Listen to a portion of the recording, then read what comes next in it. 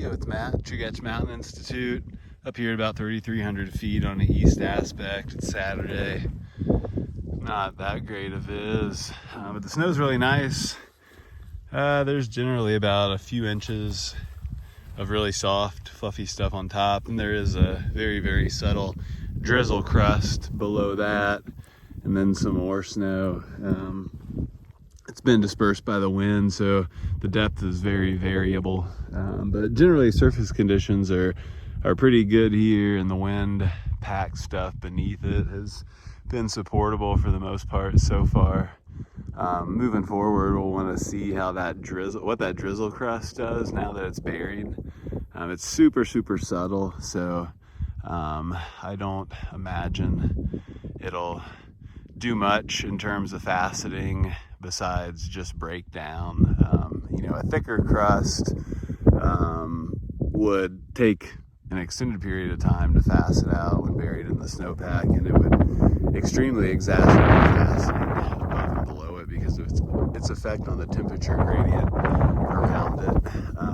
But this crust is super subtle, so I suspect from what I've seen so far that it'll just break down. But we will want to consider the faceting in that zone, maybe a little bit more pronounced than elsewhere in the snowpack.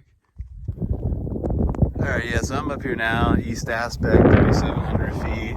Terrain's getting a little bit bigger.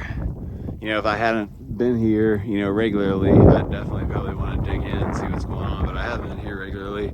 So I'm just keeping tabs on what's happening. Just took a quick hand hit. That's the height of snow here, not very much, maybe 18 inches. This area is pretty much constantly exposed to any wind there is, so it does get stripped down.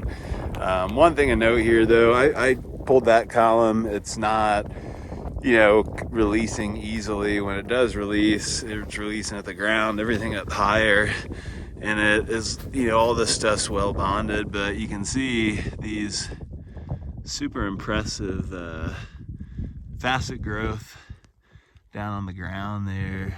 Some facet chains growing up. So yeah, something to keep in mind in your stability assessment if you're recreating out here. All right, so I'm here on an east aspect, 4,100 feet. We got 130 centimeter height of snow. You can see in this ECT that I'm getting ready here, just without disturbing it too much, there's a crust right there at 115 centimeters. So there's a crust down 15 centimeters. And then there's a crust where you can see those couple little marks at 55 centimeters. So we got a crust down 15 centimeters and 75 centimeters. I'm gonna check out this ECT and see what happens. This ECT, as you can see here, let's kind of see where the two crusts are marked by those two finger hash marks. On the left, you can also see kind of where I marked, where I got just a series of ECT ends on my test. So no propagation, and where the breaks or the ECT ends occurred, that was not around the crust layers. So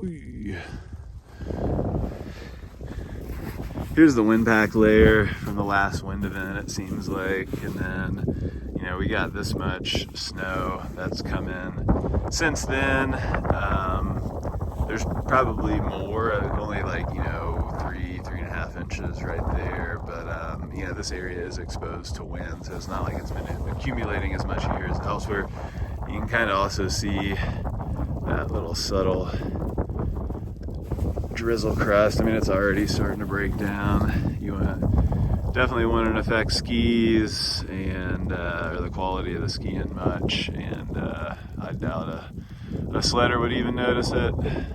Alright, so one other thing to take note of here, since snow science is very much a soft science, and this isn't a super controlled laboratory environment.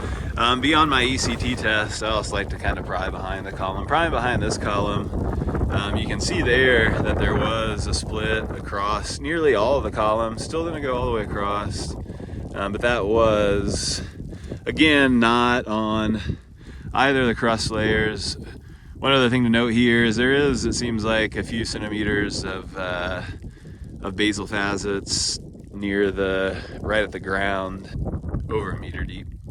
All right, so poking around here on this slope a little bit more, you can see my snow pit right over here. I'm only, I don't know, 20 yards away. Quite a bit different snowpack over here. I was feeling some pretty hollow, drum-like sounding snow because the snow I'm on right now is just a windboard.